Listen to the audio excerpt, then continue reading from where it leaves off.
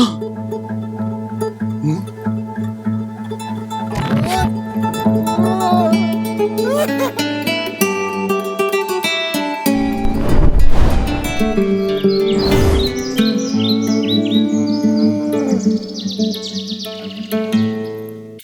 guys, I hope you're all holly and jolly out there this Yuletide season. You know, over the years, we've been categorized by so many of the emphases and subject matter by which we've taught and maybe pioneered a bit, although I think anyone who calls himself a pioneer has his head up his own rear end like Stouffer's up a turkey. I mean, we're really just remembering that which always was. There's really nothing new under the sun. There's one message, and we're in a process of discovery in it, okay? But, you know, for instance, some people have maybe known us for the spiritual intoxication, drunk on the new wine of the Holy Ghost. We've been known for the party, you know, kicking the religious doldrums to the curb. But we didn't invent the new wine. The church started in the drunken glory on Pentecost. It's been flowing ever since. And others, you know, they've simply known us for the bizarre creative miracles and the focus on supernatural Christianity. And I mean, we love that. We've seen some crazy stuff over the years. We see weight loss miracles all the time, tumors, cancers disappearing,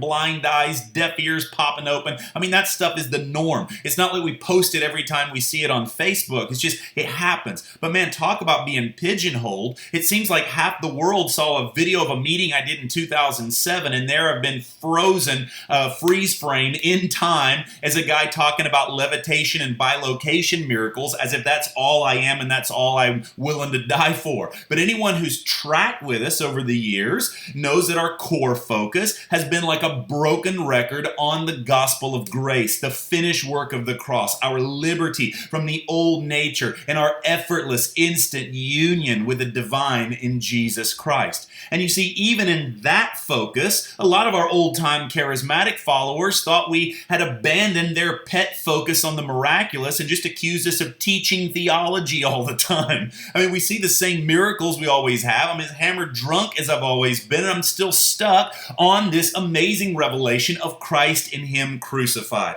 So nevertheless, whether I'm talking about the gospel, working miracles, or crumpled in a pile on the floor under the heavy, weighty, inebriating presence of God, there is a constant drive within me through all these emphases, through all these focuses. There's something that I can never shake, that I carry with me and will carry with me to the grave. There is something that has been locked onto me like a pit bull, and you can't hose this thing off. And what it is, it's a call to the poor. I mean, to be quite honest and frank with you this week, there are times when I'm, flying halfway around the world. I'm burning through time zones like Miller Lite at the Daytona 500, the jet lag, the days away from my family. And I honestly ask myself, why the hell am I doing this? And you say, well, it's the gospel, John. It's for the gospel. I know that, but I also know that for every testimony of, wow, this message of the cross changed my life, I've also been around long enough to know that the gospel is a revolving door. I've seen more fair weather fans than the Chicago Cubs. People get excited, ready to sell their house for the message one day, and then they're absolutely apathetic and losing the plot the next day.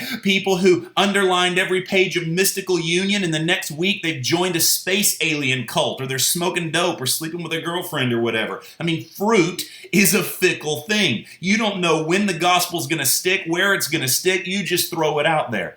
Now look, I'm not trying to be Debbie Downer here, because see, this gospel is in my bones. I have to give it away no matter who sticks with it or not. And I have so lost myself in His presence, I'm always going to be a drunken fool. My reputation's gone. I'm a lost cause. And miracles, they're going to happen whether I talk about them or not.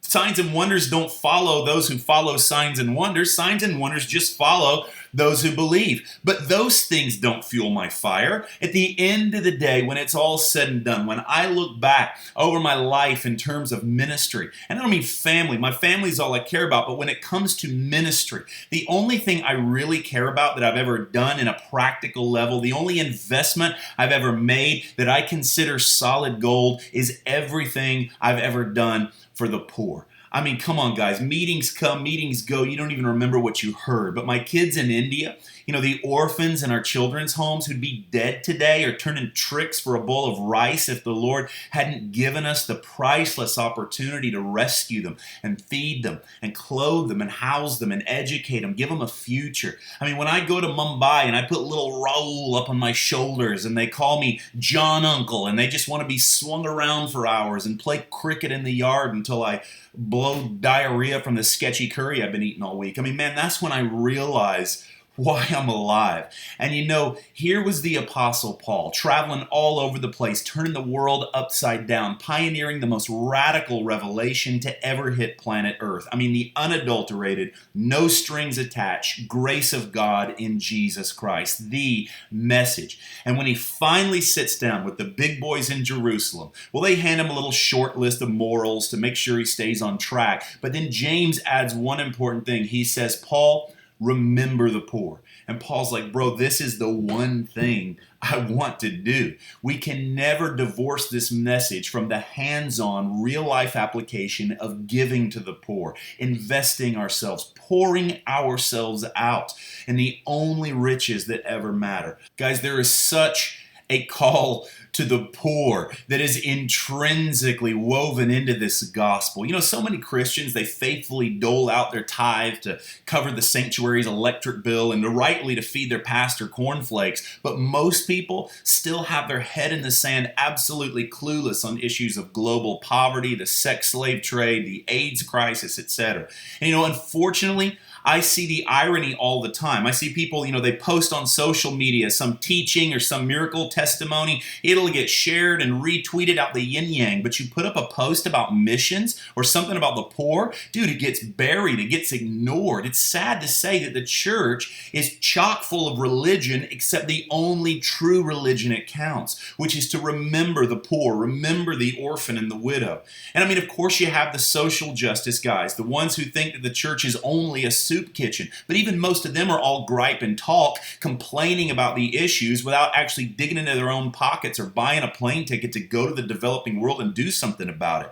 And a lot of mainstream guys, they tend to accuse charismatics of being the worst at this. But look, there are sluggards and nominalists in every denomination of Christianity, along with every sect and cult on the face of the planet. The apathy of the church is not selective to the charismatic stream alone. I mean, if we're going to have a witch hunt, I think we could blame Western materialism, television idolatry, or Instagram for distracting our focus as much as anything else. In fact, a lot of people, they blame charismatics for just being too focused on their inward spiritual experience to ever have any remembrance of the poor. The root issue here goes a lot deeper. The question posed by many, they're like, what does all this hyper-spiritual extravagance do for the poor? But it's eerily reminiscent of Judas's question when Mary wastes this costly spikenard on Jesus that's worth a year's wages. And Judas says, why wasn't this fragrant oil not sold and given to the poor? And Jesus is like, shut up, leave her alone. You'll always have the poor among you.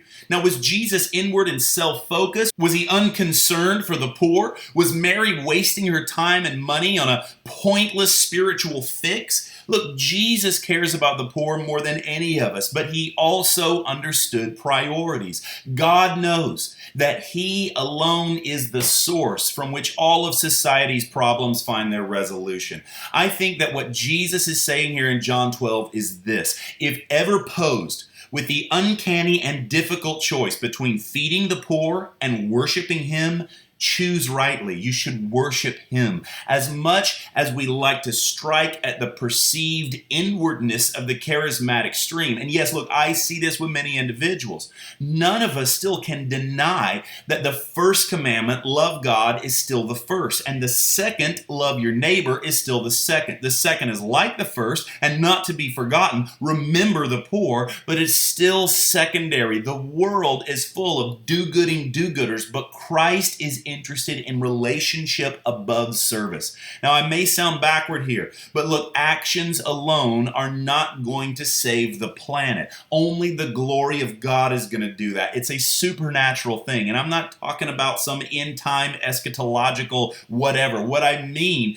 is that this problem is too big for us. When you look at the dilemma, the crisis facing the third world in so many countries, so many poor, so many starving, look, we need his presence above all. Do we sit by and twiddle our thumbs while we're just drinking in our glory meetings? No. But our number one priority should be to continually focus on the answer, not focus on the problem.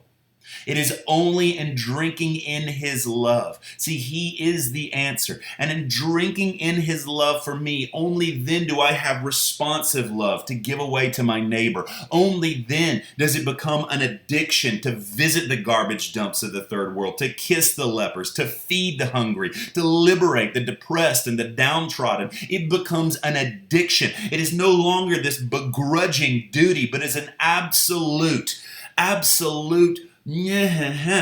drunken driving force in my life. In fact, loving God is not even the chief thing you can do. As far as commandments go, it's the best. It's the sum of the law. Love God, love your neighbor. But there's something far greater than loving God. And that greater thing is God's love for us. We only love him because he first loved us. So understand what I'm saying. You see, these things are not mutually exclusive. As I drink in his love for me, only then do I have responsive love to pour back to him. And my love for God and my love for the poor are not mutually exclusive. When these priorities are right, I'm actually worshiping God through my service to the poor. But if it's just a rote duty, forcing myself in dry religious action to help my neighbor, well, I can give all that I have to the poor, but if I have not love, it counts for nothing. So I'm not pitting loving God against loving neighbor. I'm just saying Jesus boils it down to the priorities, to the very root and marrow and bone of this whole thing. See, to feed the poor is true religion.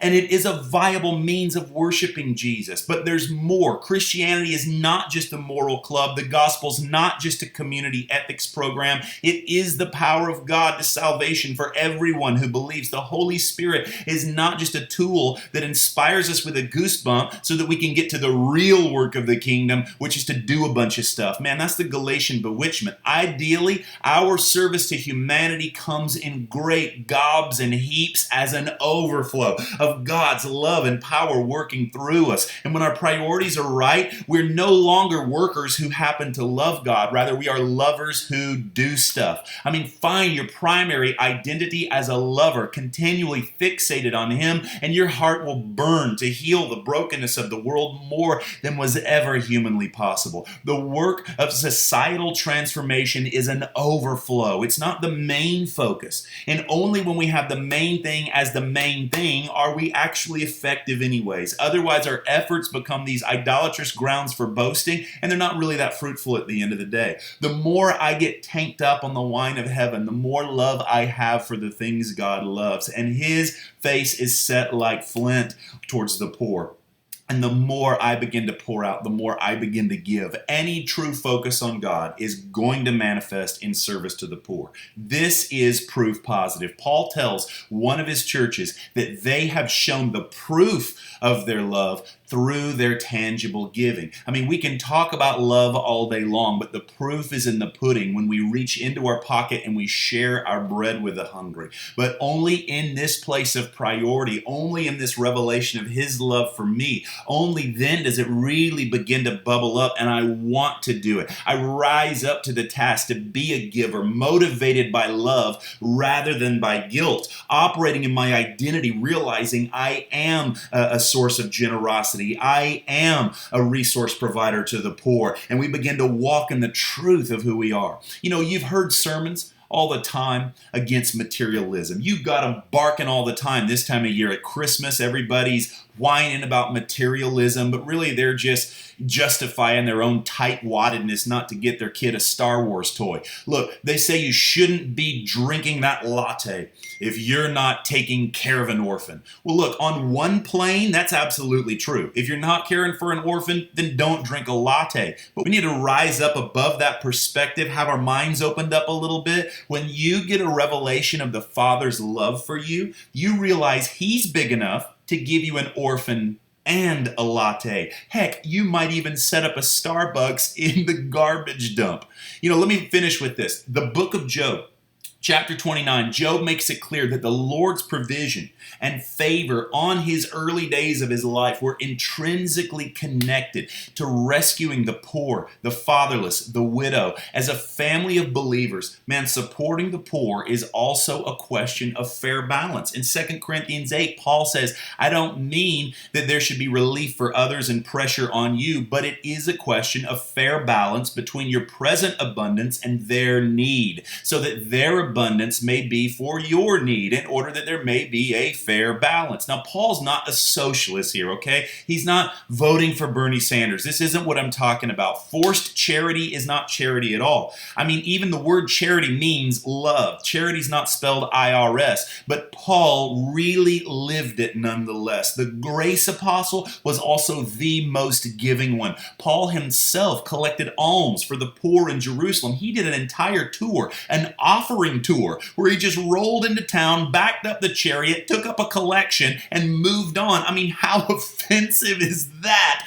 As an itinerant speaker, I get people angry all the time. I see them getting angry just because I decide to take up an offering occasionally in a meeting. But we're the ones cranking out thousands a month to feed orphans, even when the partners forget about us. Every major revivalist throughout history has done the same thing. Wesley, Whitefield, they've remembered the poor. We consider this an essential part of our mandate as a ministry, not to forget the poor. As much theological clarity as I may pompously think that I have, I can honestly say that one thing that's probably the most intrinsically connected to the favor on our ministry is our focus on the poor. I mean, talk about favor. Talk about tangible blessing. Look at Solomon, richest dude on the planet, worth $1.3 trillion by today's standards, and he's the guy who penned the phrase, whoever gives to the poor lends to God.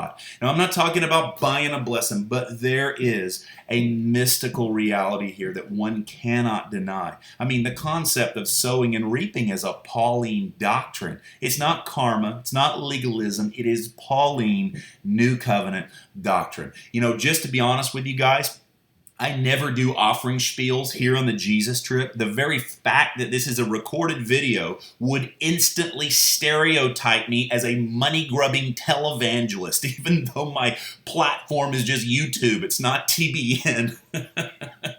Nevertheless, guys, listen, I honestly feel led to make an appeal this week. I don't doubt that many of you out there share my heart in this very thing. Some of you guys are bankers, man. You can do this anyways. You've got a desire to contribute. You want to be a resource provider to the nations. There's no pressure on this. I mean, you could click it off anytime you want. Maybe you don't have your own ministry or platform or an avenue by which you give to the poor. Some of you guys don't even go to a church, for crying out loud. But here is one right in front of you. An avenue, not a church. Some of you may want to dump a few thousand, a few hundred into the poor. Look, this is the holiday season, okay? Let's do this thing together. Maybe you spend hours watching these videos, but you never even thought of being part of the ministry in a tangible way. And if you don't think this is good soil, don't bother investing. You probably shouldn't bother watching anyways. But look, I'm not a beggar with a hat in hand, but I do want to make opportunity for those of you who really want to help, okay? So look, hit up our website, thenewmystics.com. Make yourselves a big fat year-end gift. We'll send you a tax receipt. And if you want to walk with us, be a regular contributing part of what we do, you can visit thenewmystics.com/partners and you can become a monthly financial donor. It's more of a deeper walking together, just fleshing this thing out, okay? I'll be Saint Nick. You can be the little elves and we'll go stuff some stockings together. This isn't a telethon. I don't need your cash to keep our top-heavy admin team running. We're just talking about love in action, friends. So look, drink deep. Let it spill out. Let's get hammered drunk on the bliss of generosity to those who need it most, okay? Bless you guys. And hey, before you go, check out these amazing announcements. Now through December 15th, you can get 20% off everything in our online store. Books, audio teachings, even our MP3 JoyPod player. Visit johncrowder.net and enter the discount code XMAS on checkout.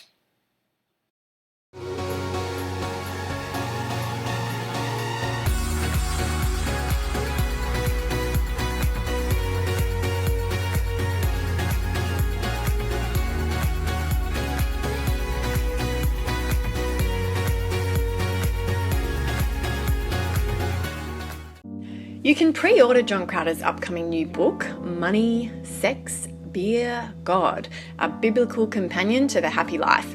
All pre-orders will be signed and ship early 2016. Visit johncrowder.net to order. And in January, John will be in South Africa. He's coming to 3 cities, Johannesburg, Durban and Cape Town. Find out more at thenewmystics.com/Africa. We also have several mystical schools coming up on the calendar. John will be in Bergen, Norway in January. He'll be in New York City in February. And he'll also be in Oklahoma City in February. Find all our mystical schools at thenewmystics.com/schools. Next spring, we're rolling strong through the West Coast. March is our Northern California Mystical School in the Chico, Redding area with special ministry school student discounts. Also in April, I'm back in Southern California with Tim Wright for our West Coast Gospel Mania Tour. It's also coming to Phoenix, Arizona, Portland, Oregon, and the Colorado Springs area. And in April, I am in Seattle for a mystical school, and for our West Coast Canadian friends, I'm back in Vancouver, BC in May. These will all blow up, so lock in a seat early and tell your friends.